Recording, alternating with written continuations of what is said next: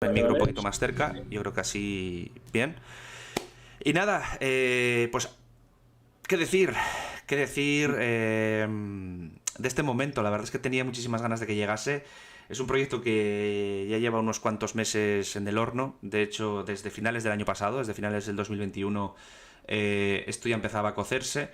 Y desde que entregué el manuscrito allá por el mes de mayo, como nos suele pasar, José, que además José también está como yo mucho metido en el mundo editorial porque acaba de publicar su segunda novela, ahora en noviembre va a sacar su segundo libro de divulgación juvenil, pues sabe cómo funciona todo esto desde dentro, las prisas, las fechas de entrega, las correcciones y demás, y es un camino pues en algunos momentos muy bonito, pero en otros, cuando ya sobre todo se acerca al final, de muchos nervios y de sobre todo de incertidumbre, ¿no? Y de que no llego, de que, jolín, lo habré escrito bien, me habré equivocado en algo.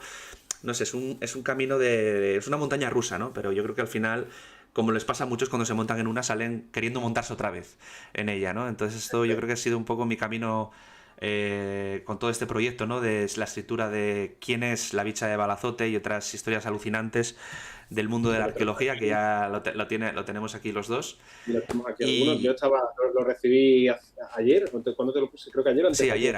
ayer empezó a Y llegaros... ya, yo tuve la suerte ya, lo adelanto desde aquí, de haber podido leer casi un buen número de capítulos y he estado dándole una lectura a los que me faltaban y bueno, Peter, vamos, antes de nada te tengo que dar la enhorabuena porque es magnífico, magnífico. Es un libro que se devora, ¿eh? Sobre todo los que estáis aquí, seguro que soy aficionado a la historia de la arqueología, se devora, porque es uno tras otro historias súper interesantes y con ese toque del Cubil de Peter. Pues sí, y te agradezco mucho que me digas esto, porque de hecho cuando empecé a escribirlo sí que tenía claro que quería que alguien, pues algún amigo, ¿no? Del mundillo de la divulgación, pues pusiese su impronta y dejase también su sello, ¿no? En forma de prólogo en el mismo. Y pensándolo bien, pues dije yo, jolín, ¿quién mejor que José, que también comparte conmigo profesión? Somos los dos profesores. Hemos hecho un vídeo juntos sobre descubrimientos arqueológicos. Y al fin y al cabo, pues nos parecemos mucho, ¿no? Nuestra trayectoria en YouTube es muy similar. Y dije, bueno, pues como él también es un crack escribiendo, porque la verdad es que sus novelas lo están petando muy fuerte, tanto la primera, ¿no? Como la vida en un minuto y La madrina de guerra, la verdad es que están petándolo muy, muy, mucho, pues dije, pues una persona como él sería ideal, ¿no? Que escribiese ese prólogo. Entonces te dejo un Y poquito así a es. ti que hables un poquito sobre todo eso, ¿no? Bueno, ya has dicho algo que me ha dejado un poco como... Me da mucha vergüenza, ¿no? Pero es que no... A mí me pasa Cuando... también, ¿eh? Cuando hablan de mi libro y estoy en presentaciones y demás, me da como, tengo esa cosilla de, pero bueno, Peter, hay que Sí, sí, acostumbrarse sí, sí, sí. a que uno tiene que reconocer el trabajo que se le hace, que hace bueno, ¿no? Así que si te parece, bueno, voy a funcionar un Sí, poco a modo de presentador, ¿no? eso es. De este momento, para que nos cuentes un poco y más detalles sobre quién es la bicha de Balazote y otras historias interesantísimas sobre arqueología, ¿vale? Como bien ha comentado Pite hasta ahora, yo tengo el inmenso honor, y es la primera vez que prologo un libro, ¿vale? De escribir un prólogo donde ya os aviso de que es un libro que se devora, ¿vale? Y no es porque pues, Peter sea amigo y compañero divulgador, sino porque es un libro que os garantizo, si estáis aquí y sois seguidores del quill de Peter y los que no también, pues que tiene ese sello que hace de sus vídeos un atractivo alucinante para la divulgación histórica y en este caso de arqueología, ¿no?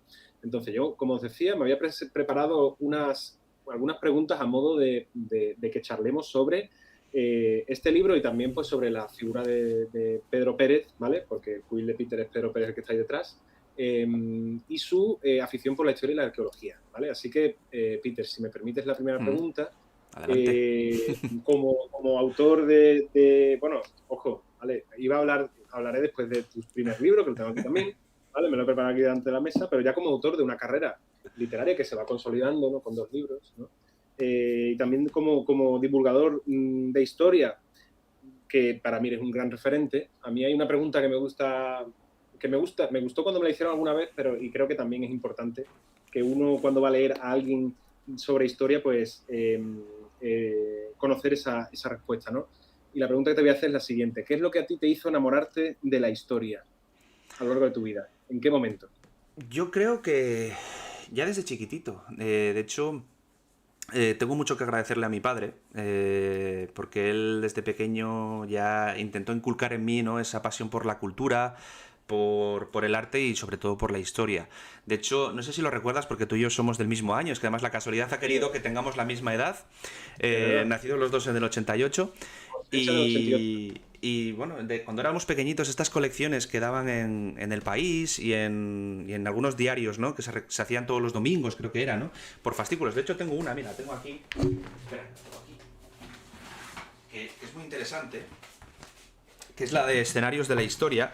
La tengo aquí, espera, déjame sacarla. A ver si. Tengo aquí un montón de cosas. A ver, estas, sí, aquí es.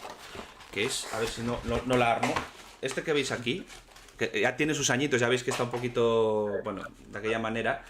Pero vamos, a ver, está muy desactualizada. Porque, bueno, los avances en arqueología, sobre todo, pues han desmentido a ciertas cosas y demás. Pero bueno, eran láminas, como veis ahí, donde venía, pues bueno, un montón de datos curiosos y de imágenes, bueno, relacionadas con muchísimas partes de la historia. Bueno, la veis ahí. O sea, que había de todo, ¿no? Que Qué maravilloso. había, bueno, pues un poquito de cada civilización hasta la actualidad. Y de hecho lo tiene completo, lo tengo, bueno, mira, los que sois ahora mismo que me estáis viendo por allí, mirad, había incluso fichas bueno, de prehispánicas, ¿no?, de precolombinas, súper interesantes, que por dentro incluso tenían mapas. Bueno, este lo pongo al revés. Que, bueno, pues estas cosillas, que yo ya las tenía cuando tenía 8 o 9 años, pues me empezaron a intrigar, ¿no? Todas estas cosas me llamaban muchísimo la atención, me capturaban. Y después, bueno, los típicos documentales, ¿no?, que se solía ver de aquella, que los daban en la 2, porque de aquella no, las televisiones por cable, no había servicios de streaming, que no había YouTube, no había, como hoy, ¿no?, el acceso a chorrocientos Ahí estamos. posibilidades, ¿no?, para poder ver cosas. Y sí es cierto que, bueno, pues dentro de esas limitaciones, pues veía muchos documentales relacionados con Egipto, con Roma. Bueno, sobre todo lo típico, ¿no?, que suele llamarle más a un niño, los gladiadores, que hace poco hizo un vídeo sobre ellos. La mitología egipcia, ¿no?, los dioses egipcios, los dioses griegos.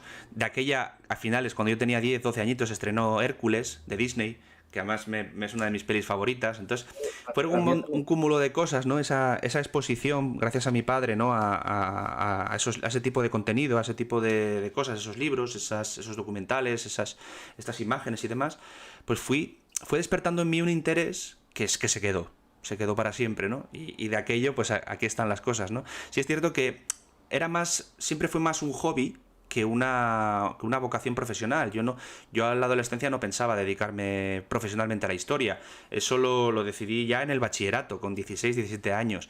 E incluso estando estudiando la carrera de historia, todavía no lo tenía muy claro, porque yo lo que quería era estudiar comunicación visual.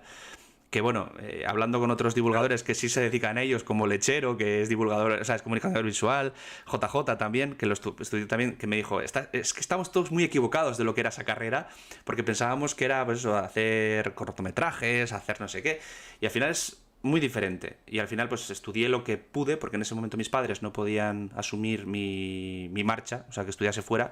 Pues bueno, mi familia vengo de una familia muy humilde, entonces tuve que elegir algo en mi comunidad autónoma, ¿no? Entonces, ¿qué era lo que más me gustaba, lo que más me llamaba? Historia.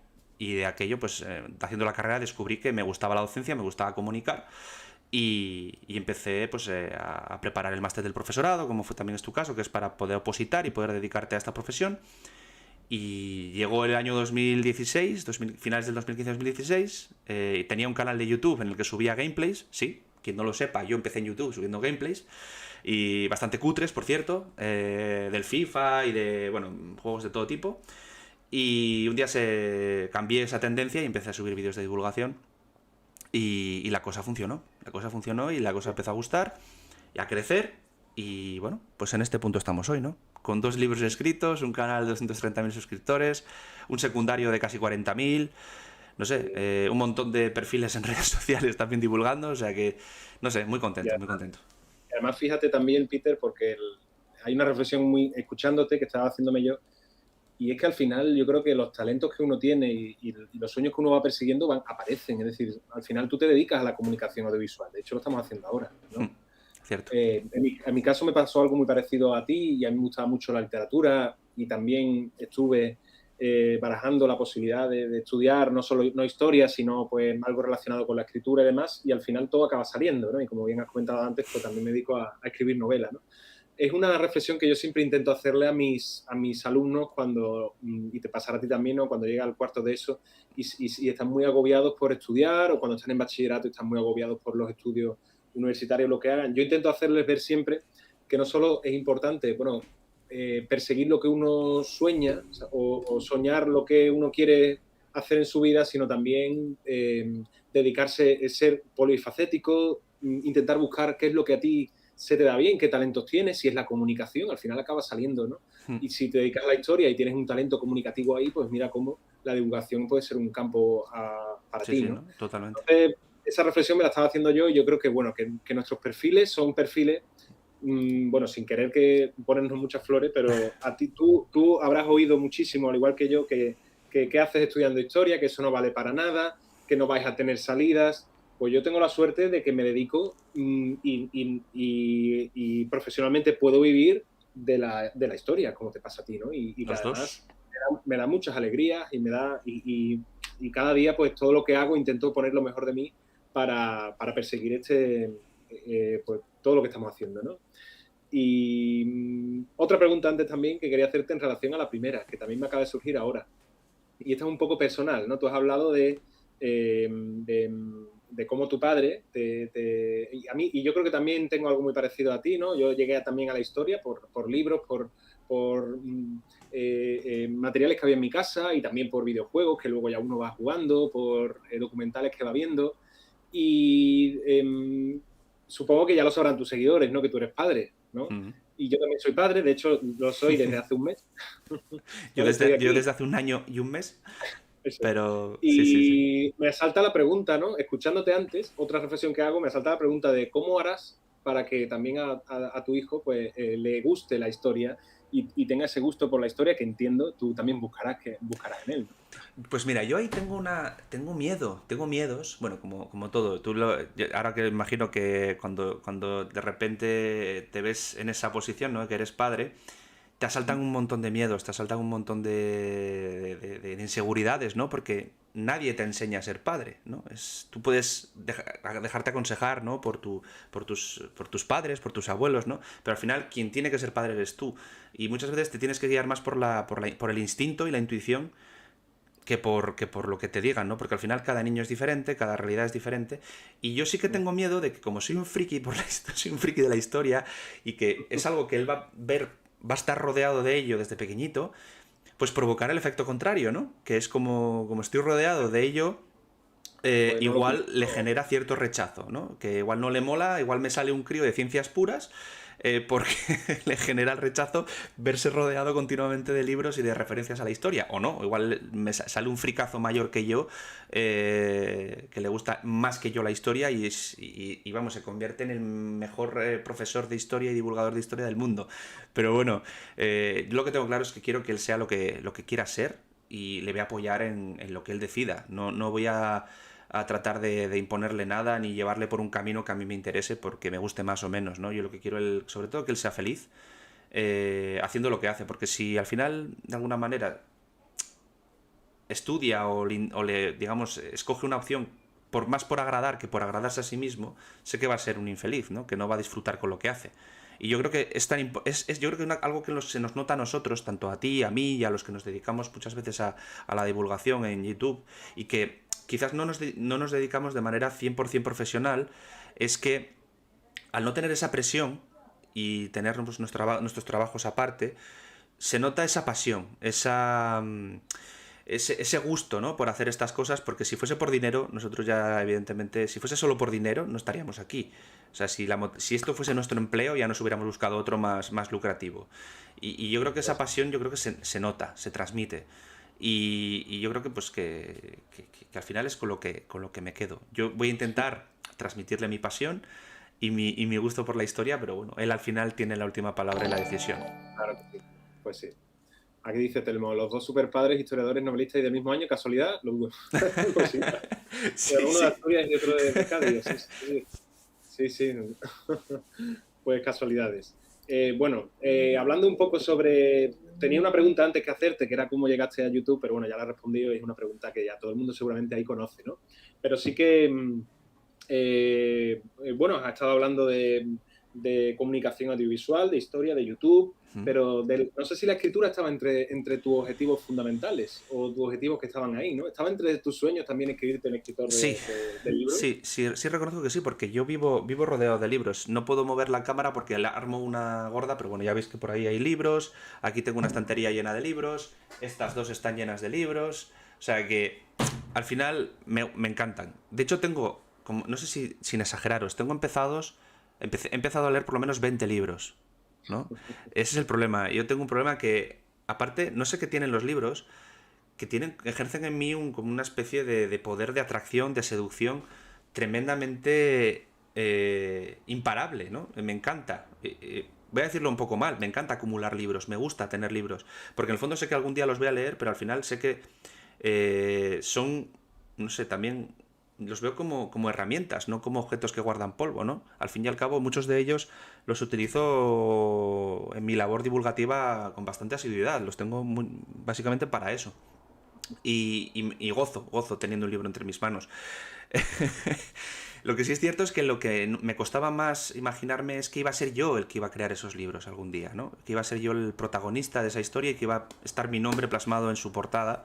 Iba a ser yo el que iba a estar de alguna manera presente en casas de un montón de lugares primero en España y ojalá que algún día también en Latinoamérica, porque sí es cierto que han preguntado por ahí César antes hace un rato. Y ojalá, pues que si es un éxito el libro, si funciona muy bien, pues seguro que la editorial se lanza a sacarlo allá, al otro lado del charco, que me haría muchísima ilusión, porque hablo también de un par de yacimientos latinoamericanos, hablo de un yacimiento que está en Chile, hablo de un yacimiento que está en Perú, y bueno, pues me gustaría muchísimo, me haría muchísima ilusión que la gente que me sigue en Latinoamérica, que son muchos suscriptores de allá, pudiesen pues tener en sus manos, ¿no? el libro. Me gustaría muchísimo, la verdad. Y no adelanto nada porque luego al final de tal tengo una sorpresa guardada en este sentido. Luego lo comento y Vale. al final, cuando vayamos a cerrar ya lo suelto.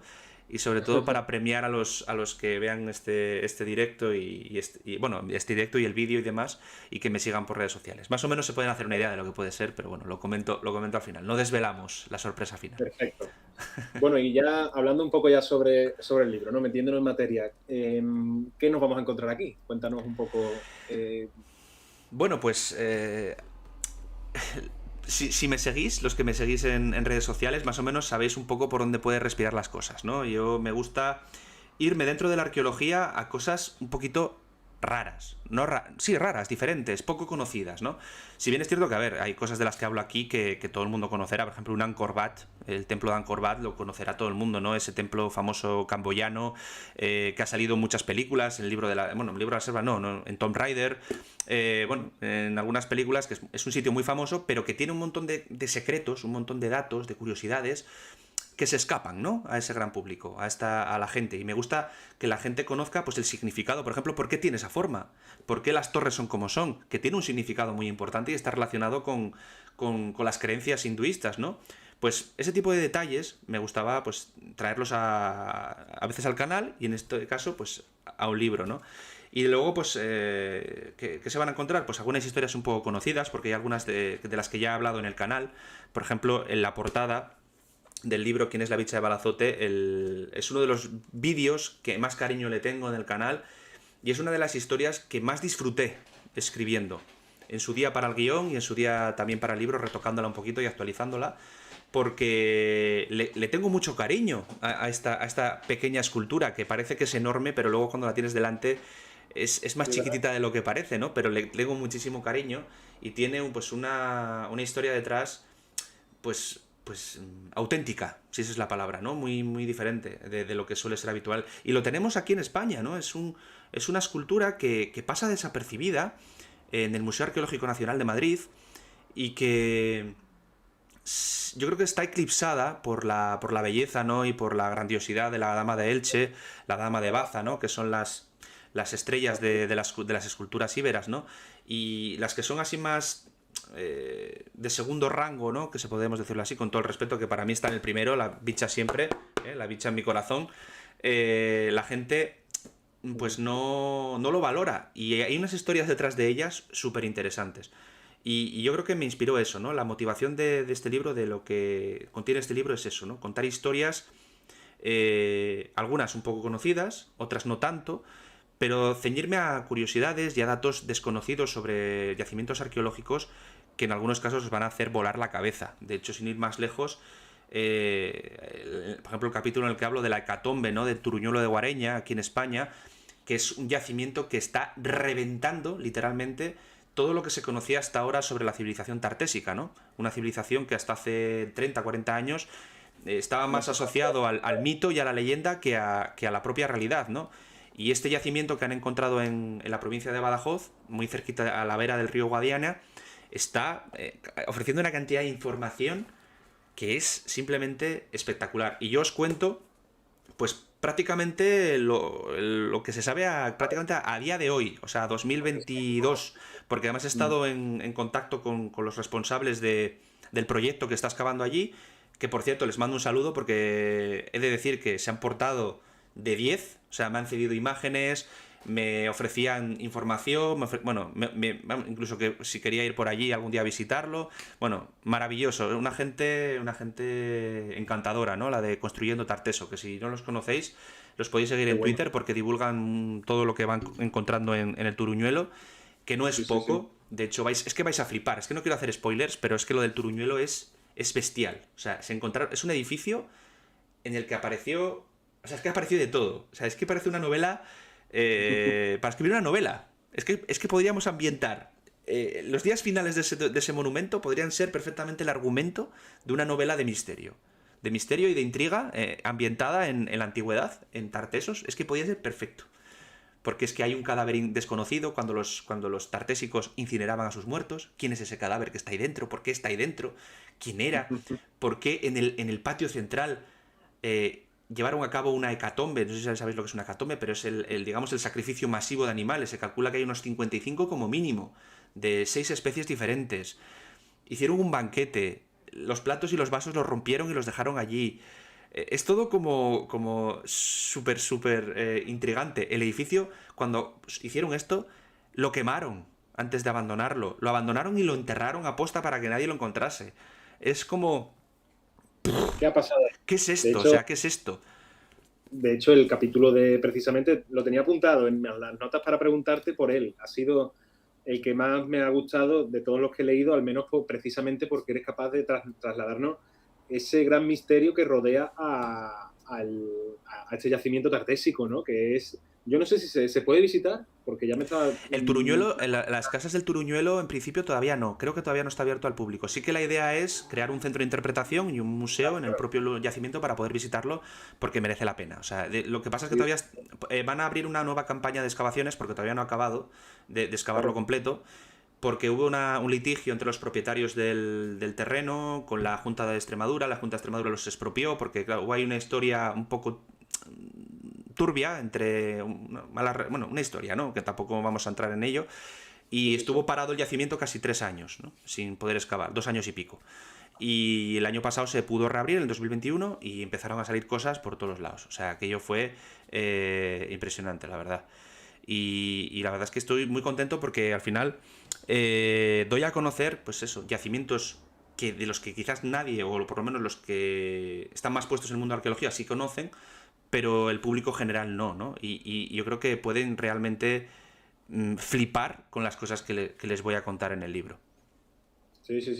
La verdad es que esa y otras tantas, ¿no? Que son 20, lo tengo aquí, 22 capítulos. Y me frenaron, que yo quería hacer, que yo había propuesto 30, luego dije 25 y luego me dijimos, venga, vamos a quedarnos en 22. Una de las preguntas que tengo, precisamente una de las preguntas que tengo, ya que lo mencionas, es ¿qué historias se han quedado fuera que tú también la hubieras destacado en el libro, por ejemplo? Bueno, por ejemplo, iba a hablar sobre un poblado que encontraron en China, se quedó fuera, que era un poblado sobre el agua, que era muy curioso. Era un poblado neolítico que vivían sobre el agua, estaban dentro de una laguna artificial, O sea, bueno, no, miento, una laguna artificial no, una laguna natural, y en el medio crearon una ciudad artificial sobre listones de madera, apoyaban sus casas y vivían sobre el agua.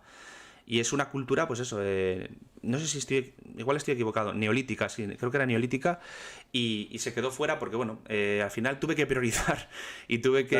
tuve que elegir. También, por ejemplo, iba a hablar también de un yacimiento, en el caso de lo que encontraron hace poco en las ruinas todavía de Ciudad de México, Tenochtitlán, que han encontrado nuevas cámaras funerarias, que han encontrado un montón de objetos nuevos, bueno, pues cositas así que actualizadas, digamos, que me hubiera gustado meter en el libro y que al final tenía que priorizar muchísimo.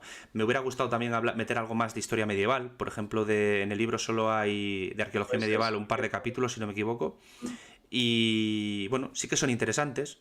De hecho, uno de los que al final elegí quiso la casualidad que se estrenase prácticamente a la vez que yo estaba Ajá. escribiendo el libro, se estrenó la película de la excavación en Netflix, que va Ajá, sí, precisamente sobre el descubrimiento de este yacimiento arqueológico del que hablo yo, que son los enterramientos de Sutton Hoo, que sí. encontraron, pues, digamos, un caudillo anglosajón.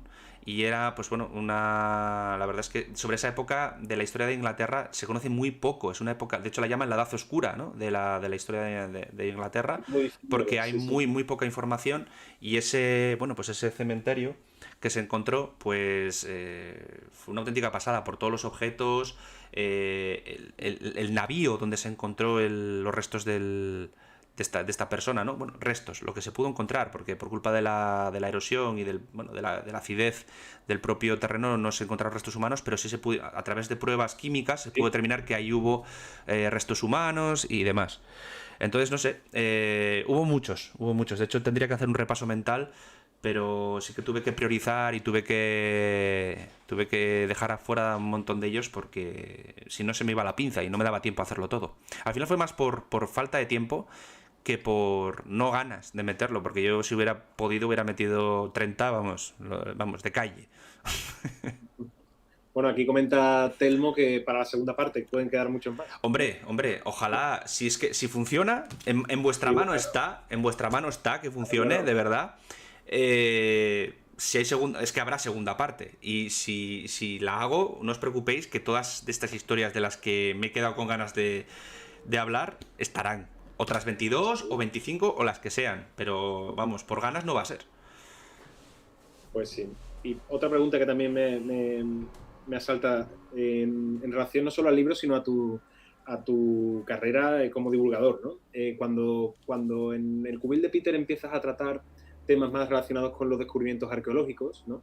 Que fue hace un par de años o tres, no diría, ¿no? Sí, sí, sí, yo creo ¿No? que... Bueno, ya tocaba alguno de vez en cuando. Pues, por ejemplo, tengo ahí, por ejemplo, el de Stonehenge, que es del 2018, creo, que hace 4 añitos. Tenía una sección en el canal que se llama El lado misterioso de la historia y tocaba, pues eso, pues lugares que a la gente le generan pues mucha atracción por ese aura, ¿no? De misticismo, de misterio, de enigma que tienen, ¿no? Que al final yo sí que cuando me metí en Marina con ese tipo de vídeos, lo quería hacer desde un punto de vista puramente científico, es decir, hablar de lo que se sabe en ese Es momento precisamente lo que... e intentar Sí, desmentir, pues eso, pues teorías un poco, bueno, que carecen de base científica, ¿no? De hecho, no sé qué pasa, que últimamente me están llegando muchos comentarios a mi canal, tanto al principal como al secundario, porque tengo un vídeo hablando de Stonehenge hace poco, un descubrimiento que hicieron en Stonehenge, unos pozos subterráneos que se unían entre ellos, y me llegan comentarios tanto al principal como al secundario diciéndome que Stonehenge es un fraude, que lo construyeron en el siglo XIX, que las piedras no son falsas, pero bueno, que es imposible que hayan podido transportar esos megalitos, que es todo un fraude para generar turismo y que está claro, o sea, que eso está claro. Eso sí, las pruebas ninguna, ¿no? Dicen que hay fotos, pero ya he visto las supuestas fotos, ¿no? De, del, de las que usan como argumento para decir que es todo un fraude y bueno, pues bueno, a ver. Al final se trata más de, precisamente se trata más de fe que de otra cosa. Porque, a ver, la pruebas. pregunta que te quería, la pregunta que te quería realizar precisamente es sobre eso, ¿no? ¿Cómo consigues no caer cuando tratamos de descubrimientos arqueológicos, de pasado mítico, mitológico, no caer en las magufadas, en las conspiraciones, porque al final este tipo de canales que tratan este tipo de contenido muchos de ellos han virado hacia preguntas o vídeos como ¿construyeron las pirámides, ¿no? Aliens, ¿no? Y cosas así. ¿Cómo se hace? Entiendo con rigurosidad, lógicamente. A ver, yo lo primero es, si tu idea es ganar pasta, es decir, si tu idea es estar en YouTube porque quieres ganar pasta y ganarte la vida, evidentemente, pues yo podría haber titulado Stonehenge, no hubiera puesto ¿qué es Stonehenge? Claro. ¿Qué significados tiene? Ese es el título que tiene actualmente. Si hubiera querido pues petarlo en visitas, y probablemente ahora mismo no tendría 230.000 o 240.000 visitas, que es lo que tiene ese vídeo, tendría un millón, 2 millones, si hubiera puesto Stonehenge. Es una invención, lo construyeron realmente en el siglo XIX. Si ese título, aunque os parezca inocente, va a atraer muchísima más gente. Pero claro, yo ya estoy haciendo un flaco favor porque estoy poniendo a la misma altura, ¿no? Teorías conspirativas que teorías basadas en el método científico. Estaría, digamos, dando cierta autoridad o cierta, digamos, la misma categoría o la misma seriedad a dos cosas que no la tienen bajo ningún concepto. Entonces, claro, yo... mi ética profesional me impide ir por ahí. Sí es cierto que, a ver, yo últimamente sí que me he vuelto más clipbatero, porque al final tienes que adaptarte o morir, pero dentro de unos límites respetables, sin llegar a engañar a la gente, sin llegar a inducirles a mentiras ni a errores, ¿no? De hecho, hay un montón de gente que me insulta por un vídeo que subí hace poco, no sé si lo viste, que salía un dron iluminando Stonehenge, hizo un short, y era un fotógrafo grabando una especie de timelapse de Stonehenge por la noche, ¿no? Y claro, yo hice el vídeo diciendo, mirad estas imágenes, ¿a que son flipantes? Y yo digo, antes de que alguien piense que puedan ser cosas raras, porque lo dije así, y es que lo digo porque hay gente que cree que eso está construido por tal, y que hay gente que cree en aliens, coñe, o sea, hay gente de verdad que cree en esas cosas, y yo lo respeto, oye, las creencias son creencias, y yo no me voy a meter con ellas, quiero decir, pero sí digo que al final... Digo eso en el vídeo y todo el mundo me dice, no, porque es que hay que ser subnormal para pensar que eso puede ser un alien o algo o un ovni, ¿no? Y digo, evidentemente, claro, es que la comprensión, muchas veces la comprensión auditiva falla. O sea, precisamente lo digo porque hay gente que cree en esas cosas y evidentemente no, lo que es un dron y a mí me parece impresionante la imagen. O sea, tú imagínate que vas por la carretera alrededor del monumento, por Salisbury, y ves una luz blanca iluminando tal y dices, ostras, te impacta. Evidentemente, claro, si eres creyente en ese tipo de cosas, pues dices tú, ostras, ¿qué será eso, no? Pero rápidamente te das cuenta de que es un dron con una linterna o con un foco. Pero bueno, me está llegando, o sea, me llega una cantidad de hate y es todo Stonehenge, ¿eh? Todos los vídeos relacionados con Stonehenge me han traído muchísimo hate y muchísimo odio, muchísimos comentarios súper hirientes, que además no son críticas constructivas por lo general, suelen ser comentarios muy, muy faltosos. Que yo además la crítica constructiva la acepto, pero claro, cuando la gente viene pues con soberbia, te viene ya como intentando resaltarte, ¿no? Que estás equivocado, que lo has hecho mal. Hay gente que sí que se lo puede tomar como que está siendo constructivo, pero nada más. O sea, yo una persona, si yo te quiero corregir a ti, José, no te digo, error, has cometido un error. No te hago eso. Oye, te digo, bueno, José, en el minuto tal hay un pequeño gazapo, mira a ver, tal, y ya está, pues sí. De hecho, yo he borrado vídeos. He borrado vídeos con mogollón de visitas.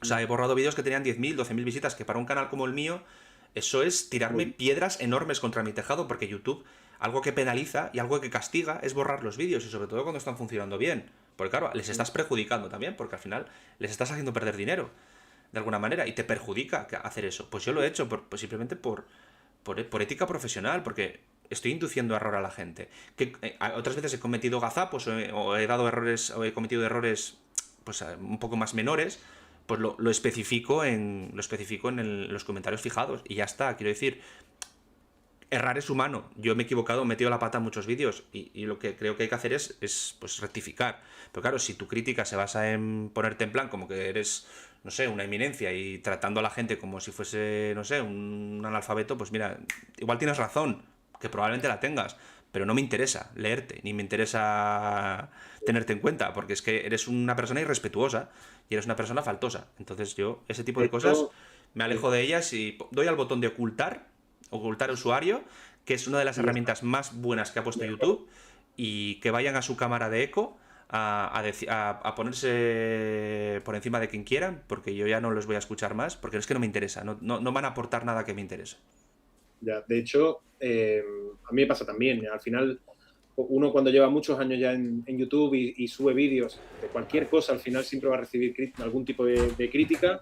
Yo creo que los que venimos también, sobre todo del ámbito universitario y hemos visto cómo se construye la historia y que siempre da pie a debate, a interpretaciones, a críticas, pues yo asumo la crítica siempre de buen grado porque intento hacer, te pasará a ti también, intento hacer los vídeos de la forma más rigurosa posible, pero siempre asumiendo que es probable que alguien sepa más que yo, seguro, de cualquier tema, y es probable que me haya equivocado, pero sí que es cierto que lo que no podemos, bueno, no es que no permitir, sino lo que no podemos escuchar es cuando ya hace falta, y sobre todo cuando se viene con esa soberbia y demás. En tu Claro. caso, también me pasa lo mismo, yo le doy al botón de ocultar y ya está, y la verdad es que ni me ofusco, al principio tal vez sí que te genera esa, ¿no?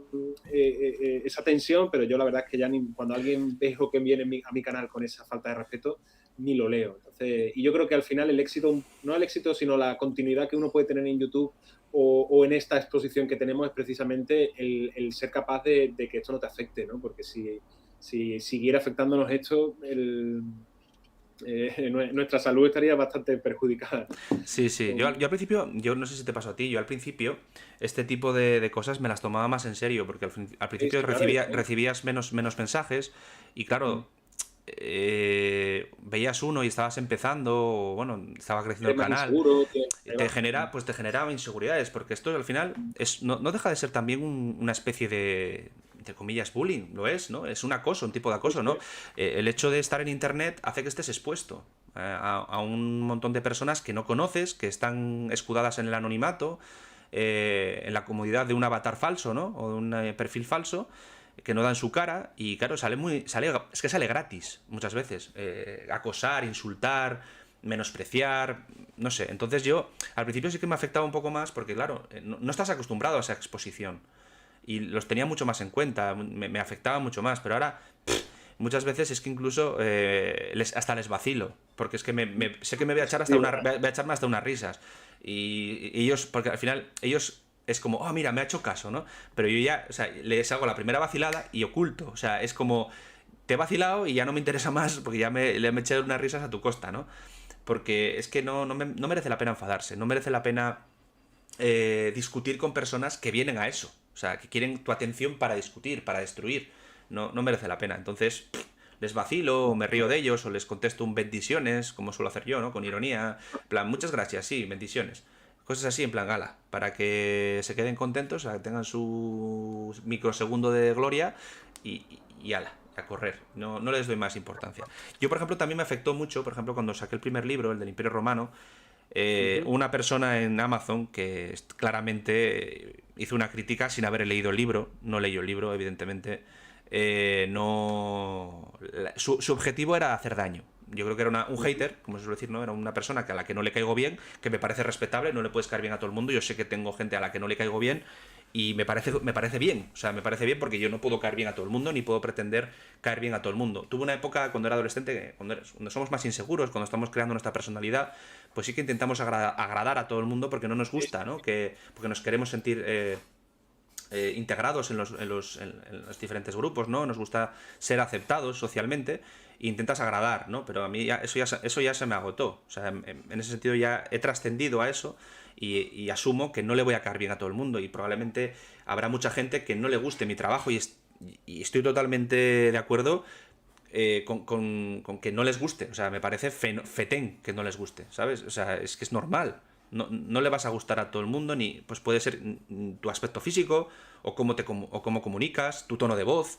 yo qué sé, mil cosas, pero que es normal, quiero decir, eso ya me da exactamente lo mismo. Quien me quiera ver, que me vea, y quien me quiera leer, que me lea, y ya está. Y quien no lo quiera hacer, pues es libre de ir a los 700.000 canales más diferentes que hay a ver lo que realmente le guste y con lo que se sienta identificado. Y ya está, y no hay ningún problema, no pasa nada. Y yo, pues eso, en el libro, cuando escribí el primer libro, como era la primera vez, lo que te decía, pues me afectó, me dolió. Me dolió recibir un comentario tan, bueno, un comentario destructivo. Venía a decir que era un libro soso, que no era para niños, que era insufrible. Bueno, está claro que no lo había leído, no porque yo tal, porque considero que es una buena obra. Creo que es muy Sí, densa, sí, hay mucha información, pero es una obra para chavales de 10, 12 años, quiero decir. Que me diga eso un paisano probablemente que ya tiene canas en sus partes pudientes, pues bueno, no me lo tomo muy en serio porque al final era destruir. Seguramente no le caigo bien y lo que hizo fue pues eso, hacer un comentario negativo poniendo a parir el libro y ya está. Pero me quedo con la otra multitud de comentarios positivos que tuvo, que al final son con los que te tienes que quedar, ¿no? y, y yo a todos los que estáis escuchando aquí os recalco que es muy, muy buen libro, porque además, ya yo lo he utilizado en mis clases, no, ya te lo comenté alguna vez, lo he utilizado con mis alumnos en algún momento para explicarles algún tema, porque es cierto, pero esto no es negativo, que es un libro riguroso, pero lo hace con ese toque que consigue que la rigurosidad no pese, no pese. Y es un libro con el que se aprende un montón sobre la historia del Imperio Romano. Yo lo recomiendo mucho y además lo he recomendado a alumnos míos, por ejemplo, y que me han dado un feedback positivo. Así que yo tengo que darte la enhorabuena por este primer libro que está ahí y que, bueno, aunque hemos venido a hablar, ¿no? Marcándonos un poco de este De libro, este pero este libro. también está ahí. Y de hecho te volveré a preguntar ahora sobre él. Bueno, volviendo un poco a quién es la bicha, y sabiendo que este libro es un compendio de muchas historias, ¿cuál es la que más te ha costado escribir? O la que más vueltas le has tenido que dar. ¿Pero por dificultad o porque no me convencía o por qué? Sí, ¿En qué criterio? eh, tal vez, por ejemplo, por dificultad de encontrar fuentes o por escribir o Pues por... yo creo que es una de las que más, de las que dije desde el principio, o sea, la puse desde el principio y me negué, yo creo que tengo claro cuál es, me negué a quitarla porque creo que en español, o sea, en castellano hay prácticamente, yo creo que muy pocas obras, ya no solo monográficas sobre este pueblo, sino que directamente cuenten cosas o curiosidades sobre ellos, ¿no? Y son la de los maoríes, los Pa, las primeras fortalezas de los maoríes. Ujú. Me costó. Tuve que. Prácticamente toda la información que saqué de este capítulo fue en inglés. Porque, bueno, me tuve que ir a bibliografía inglesa, a webografía, o sea, sobre todo páginas de internet, artículos en inglés, porque en español prácticamente no hay nada. O sea, sobre los maoríes en castellano no hay prácticamente nada. Hay algo que, sobre todo, por ejemplo, por su no los maoríes en general, o sea, en particular, sino de los polinesios en general, ¿no? Porque los polinesios son varios pueblos, samoanos, los de Vanuatu, los de Tonga, bueno, los maoríes en Nueva Zelanda. Los polinesios tienen una vinculación genética con algunas poblaciones de Latinoamérica, concretamente de Chile. De hecho, hay una especie de gallina que se llama la gallina araucana, que es autóctono de allí, supuestamente, hasta que se descubrió que esa especie proviene de Oceanía, confirmando, ¿no? Los intercambios y los contactos culturales de los pueblos polinesios con algunas civilizaciones de la antigüedad establecidas tanto en la costa del Pacífico de Chile y de Perú, incluso de Ecuador.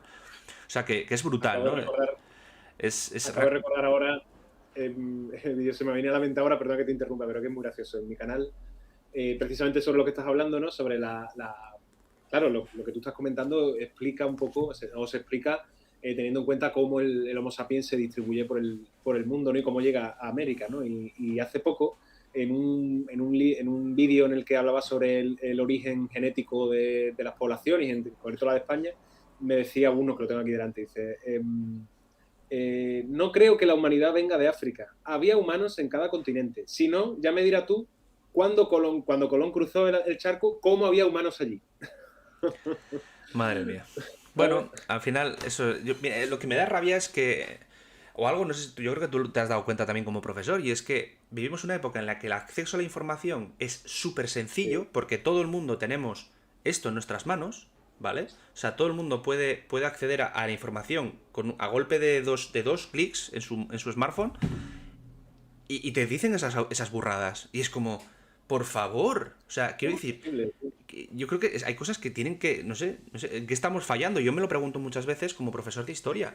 ¿En qué fallamos nosotros, ya no como colectivo, y no solo en España, sino en general, para que Sí, sí, una sí. persona te diga que, o no, tiene que haber personas en todos los continentes, porque cuando llegó Colón a América había gente allí. A ver, A ver, por favor, quiero Ha decir, ocurrido lo que los científicos ni nadie esperaba, es decir, la explosión del conocimiento ha llevado a una mayor ignorancia, qué cosa más, ¿no? O tal tot- vez a que, no sé, a que la ignorancia totalmente, totalmente. Y es muy llamativo, es un fenómeno que a mí me llama poderosamente la atención. sí, sí, sí, sí. No deja de ser contradictorio e irónico, ¿no? Que cuanto más Mm, posibilidades de información tenemos, también percibamos con mayor nitidez pues esas muestras de ignorancia y muchas veces voluntaria, ¿no? Porque mucha gente se regodea en la ignorancia. O sea, antes ser un ignorante a nivel social sí, te marcaba, ¿no? De manera negativa, o sea, mira, este ignorante, este no tiene ni idea. De hecho, la generación de nuestros padres, su obsesión, por lo menos yo lo percibí, como familia humilde de la que vengo, era pues que yo les fuese mejor que ellos, que yo tuviese una sí, educación mejor, que yo llegase a la mm, universidad, que yo tuviese una formación superior a la suya, porque para ellos era importante que yo fuese una persona pues letrada, estudiada, ¿no? Y con sí, una sí, sí. cultura. Pero ahora es como que no tienes estos vídeos que veo de chavales jóvenes, ¿no? Que les preguntan cuál es la capital de Argentina y te dicen América, ¿no? O te dicen una burrada, o te dicen ¿qué país es este, no? Y eso es Portugal. Te ponen y dicen España, o te dicen Italia. Y dices tú, por favor, o sea, una de dos, o está pactado, que ojalá que esté pactado, porque si no, bueno, si está pactado, pues mira, no digo nada y ya está, pues entretenimiento y ya está, es una mentirijilla más, pero si lo dicen de verdad, o sea, estamos perdidos, estamos yendo hacia atrás. Estamos yendo hacia atrás. Y el problema es que ser un ignorante es como que hace gracia, es gracioso ser un ignorante. Y es como, jolín, no. Yo creo que a mí me parece triste, me parece preocupante. Sí, Ya sí, hablando sí. ya desde un punto de vista como docente. Ha perdido el valor, o sea, la intelectualidad, ¿no? O el ser intelectual, o el conocer, ha perdido como valor, ¿no? Antes, como bien decías tú, se valoraba mucho porque había muy poco. Quien podía leer, quien podía estudiar, eran muy pocas personas y eso era un gran valor. Ahora, como todo el mundo desde muy pequeñito aprende a leer y escribir, pues parece que ya el conocimiento no tiene importancia, ¿no? Pero aún así yo soy muy optimista y tú te encontrarás también con chicos jóvenes que te hacen reconciliarte con la juventud. Y en mi Cierto, caso ya, eso sí es verdad, sí. Eso sí eso es sí es verdad. verdad. Sí, sí. Y es muy gratificante porque, bueno, aunque, como digo yo, son esas estrellas del universo, ¿no? En la oscuridad del universo siempre hay una estrella que brilla y te ilumina, ¿no? Y que te dices, bueno, pues mira, me gusta utilizar esa analogía, me gusta mucho el universo, ya lo sabes, me gusta mucho la astrofísica, y siempre lo pienso, ¿no? Dice, el universo es inmenso, ¿no? Una inmensidad de oscuridad, pero siempre hay estrellas, ¿no? Brillando en mitad de la oscuridad, ¿no?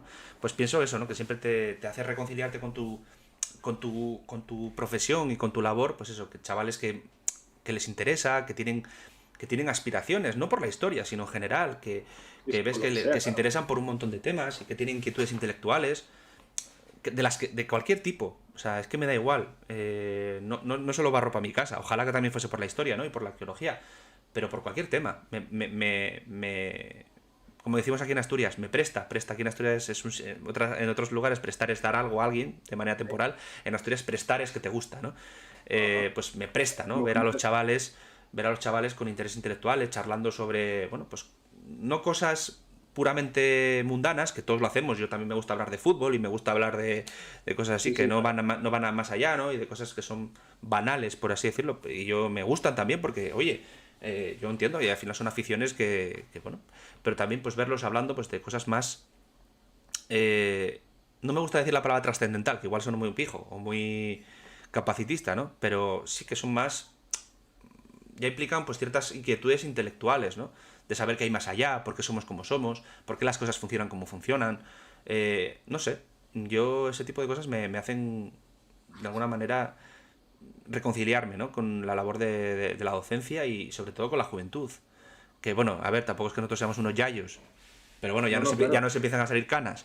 Entonces, Sí, bueno, sí, sí. entonces, bueno, pues para que se entienda, ¿no? Lo que quiero decir. Bueno, yo siempre me gusta mandar ese mensaje positivo de que es cierto que parece que la juventud está muy perdida, pero que también hay jóvenes ahí con muchas ganas de comerse el mundo y de hacer las cosas bien y de continuar el testigo de mucha otra gente, ¿no? Entonces también hay que escucharle un poco más a esos alumnos, ¿no? Muchas veces el foco siempre queda en los jóvenes, los que salen, ¿no?, en la tele diciendo paridas y tonterías, pero ¿cuántos otros hay ahí luchando y persiguiendo su sueño, intentando mejorar su comunidad y demás? Pues sí. bueno, volviendo un poco más a, ¿vale? Que nos vamos de Sí, hilo, sí, sí, pero sí. bueno, Pero es interesante, es interesante. sí, sí, venimos aquí a hablar de la bicha. Supongo que también estamos ya terminando, ¿no? Sí, vamos, sí, unos 10, 15 Ahora, minutitos más, sí, por los 15 minutos que perdimos al principio, yo creo que sí, podemos tirar eso es. unos 15 minutitos más. Te he preguntado sobre qué te ha costado más escribir, ¿no? Ahora hay una pregunta que tal vez ya la has respondido, ¿no? ¿Cuál es el capítulo tuyo más, o el estrella, el capítulo en este libro que tú dices, no te lo puedes perder, y el que más te ha gustado escribir? Yo creo que antes quedó bastante claro. Yo creo que el del Sí, Turuñuelo es el que más disfruté, sin por duda, eso porque es digo, algo que está vivo, ¿no? Es algo que me gusta decir muchas veces, ¿no? Que la historia no es no es algo muerto. Al final la historia se reescribe a diario. O sea, no es algo del pasado, la historia es algo que te pasa. O sea, es algo que no es estático. Mucha gente piensa que la historia es la que es. No, pues por ejemplo puede haber un yacimiento arqueológico que te pone patas arriba todo lo que conocías sobre un tema, ¿no? Mismamente, el primer capítulo del libro es Karahan Tepe, que todo el mundo daba por hecho que, bueno, Göbekli Tepe era, era el primer santuario de la historia y ahora te aparece un santuario gemelo a 40 kilómetros, a 200 kilómetros, perdón, prácticamente igual, más antiguo. Se calcula que unos 400 años más antiguo. Y estamos hablando, a nosotros nos puede parecer una tontería, pero es que mirad dónde estábamos nosotros hace 400 años.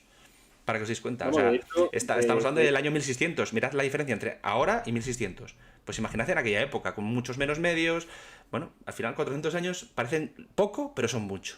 Entonces es como, ¡juas! O sea, es que esto, si es una sociedad de cazadores-recolectores, como nómadas, o seminómadas en este caso, ese nivel de organización social para montar y crear ese brutal. lugar tuvo que implicar a un montón de personas. Esto no fueron 30 personas que se pusieron de acuerdo para montar este sitio. Tuvo que haber más. O sea, y cuidarlo y visitarlo regularmente durante generaciones. Tuvo que haber un porqué también, es decir, Claro, yo como claro, le digo claro. a mis alumnos, uno dice, vamos a crear un super santuario, ¿no? Siempre al final todo tiene Un un porqué, claro. sentido. Tuvo que haber Y el universo una mental que creencia tiene que haber previo. O sea, tienes que tener unas creencias, una jerarquía, en este caso religiosa social, creada, ¿no? Y religiosa, tener un universo también. mental jerarquizado bueno, aunque sean simplemente pues creencias animistas o naturistas, ¿no? De animales, espíritus y demás, pero tiene que existir eso, tiene que estar desarrollado en esas civilizaciones o en esas culturas que Sí, lleven sí, sí. a montar un santuario con esa forma concreta. ¿Por qué circular? El círculo tiene que tener un significado. ¿Por qué los pilares son en forma de T?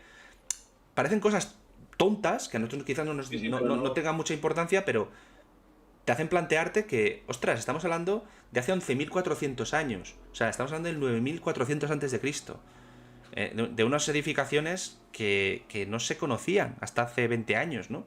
Y es algo que está cambiando los libros de historia, está cambiando y planteando en muchos prehistoriadores la idea de que quizás hay que retrotraer, ¿no? Con la Muchas veces se dice aparición que de la las cilización ciudades. o los asentamientos y demás nacen con la agricultura, con el sedentarismo.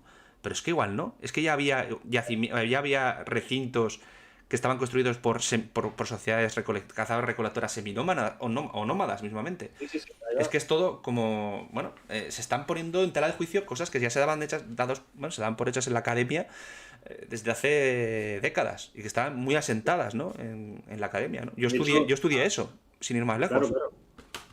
A propósito del primer capítulo del libro sobre Karahan Tepe, precisamente, yo todos los cursos, cuando hablamos del comienzo de las civilizaciones, en primero de eso, que lo imparto con los alumnos, hablamos de Göbekli Tepe, hablamos de todo el comienzo, ¿no? De las primeras grandes ciudades antes del- de la agricultura y la ganadería, y yo nunca mencionaba Karahan Tepe, pues ya tú, con el capítulo del libro cuando lo leí en su día, pues ya dije, ostras, ¿no? Y con los descubrimientos que había, pues te va cambiando un poco el paradigma. Y además esta parte de la historia, a mí es una de mis partes favoritas para impartir, la prehistoria, ¿no?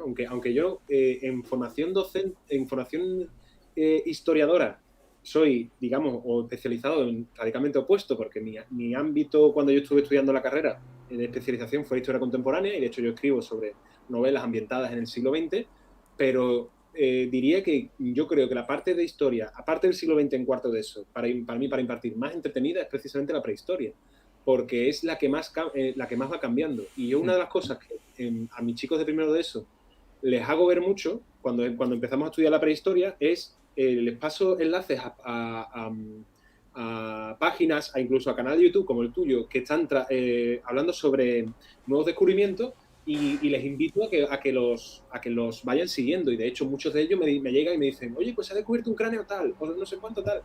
Y esa manera de impartir la historia como historia viva es muy interesante, ¿no? Es muy, muy interesante. De hecho, seguramente tu libro, y esto no es algo malo, pero tu libro dentro de 3 años ya estará desactualizado, seguro. Es que es bastante probable. De hecho, yo además matizo en algún capítulo que dije yo, esto lo digo ahora, pero es que en algún momento puede que esto se quede atrás. De hecho, por ejemplo, en el Turuñuelo tengo que hacer el matiz. Digo, esto es lo que se sabe en el momento en el que estoy escribiendo estas líneas, en abril del 2022. O sea, esto puede cambiar y va a aparecer más información. O sea, es que al final es algo que a mí me resulta incluso necesario. O sea, que al final dices tú, Sí, jolín, el sí. hecho de que el conocimiento sobre nuestro pasado avance y cada vez a un ritmo más rápido, pues a mí me parece positivo, ¿no? Y que esté continuamente en tela de juicio, ¿no? Porque al final dicen que la historia no es una ciencia, pues yo creo que un conocimiento que está sometido al método científico y que tiene que actualizarse porque hay nuevos descubrimientos, nuevas teorías que plantean que hay que cambiar ciertos conocimientos. A ver, sobre ¿Cómo lo vas a hacer? hechos muy concretos o más contemporáneos es difícil, ¿no? Porque bueno, cuanto más te acercas aquí, más conocimiento hay sobre ello, porque hay más fuentes documentales, porque hay más... Es más difícil que cambie algo, que varíe algo. Pero siempre aparecen cosas nuevas y se conocen cosas nuevas mismamente, por ejemplo, sobre la Segunda Guerra Mundial o sobre la Sí, Primera, ¿verdad? ¿no? Son cosas que quizás no... y eso que son temas muy trillados, que súper estudiados y súper, no sé, visualizados y demás, pero aparecen cositas nuevas y se descubren cositas que quizás no se sabían. Y no sé, a mí me parece muy interesante que la historia esté continuamente reescribiéndose.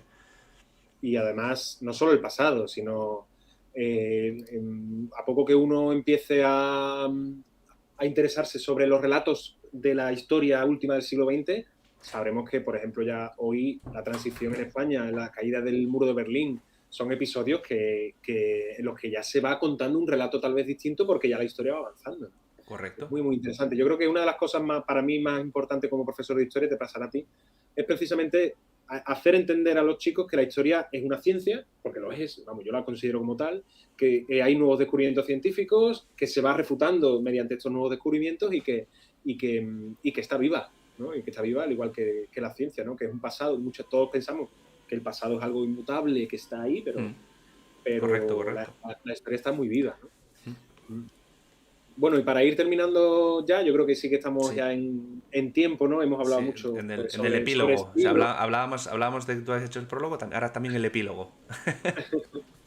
Hay algo que no hemos comentado y que me gusta mucho, que he descubierto además en el libro cuando tú me pasaste los capítulos en PDF y poder leer para poder hacer el prólogo, no estaban los capítulos de introducción que has puesto sobre un poco contextualizando en la historia, que me parecen súper acertados. Es Sí, de decir, hecho me parecía básico. Me sí, daba sí, mucho sí, miedo ese tema.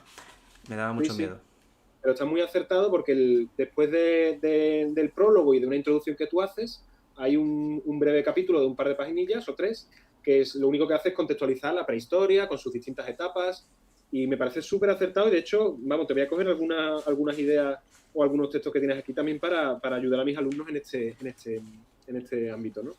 Y como te decía, bueno, una pregunta ya para ir terminando, ¿no? ¿Vale? Si miras en pantalla aquí, tengo aquí tus dos libros.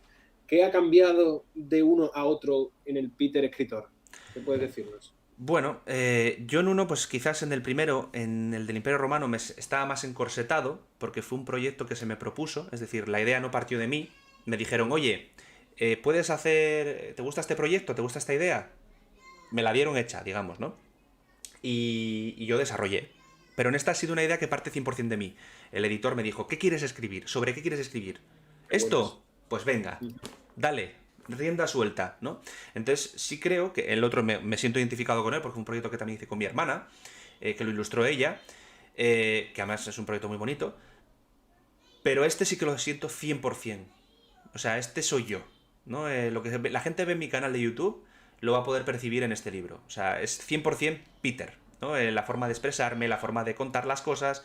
Me siento súper orgulloso porque es algo que lo he hecho como he querido. He quitado los capítulos que yo quería, he puesto los que yo quería, siempre con el beneplácito del editor que ha estado... Desde aquí se lo tengo que reconocer y a Gonzalo, que si ve este directo, pues estoy muy agradecido a su trabajo porque ha sido muy fácil trabajar con él y me lo ha puesto muy fácil. O sea, ha Qué estado abierto maravilla, ¿eh? siempre a mis sugerencias, ha estado siempre dispuesto a reunirse conmigo para cualquier miedo, consulta que me iba surgiendo a lo largo del proceso creativo. Y al final es un libro que va con todo, o sea, va con todo mi espíritu y todo mi ser reflejado, ¿no? Y por eso estoy muy, muy contento. ¿Qué ha cambiado? Pues eso, que al final aquel es un proyecto un poco que yo desarrollé por propuesta, digamos, de terceras personas, y este es un proyecto 100% mío, que nace de mí, de una idea que yo ya tenía hace tiempo y que por fin pues está plasmada aquí físicamente, que la puedo tocar. Y vosotros, los que ya lo tengáis en vuestras manos, o los que yo lo hayáis pedido, lo hayáis comprado, De hoy, o incluso en el formato ebook, que me preguntaban al principio si iba a llegar a Latinoamérica, pues la gente de allí puede comprarlo en formato ebook, en formato Kindle. Aunque no podéis tocarlo en papel, pues bueno, lo podéis leer, que al final es lo que cuenta, ¿no? La información que viene ahí.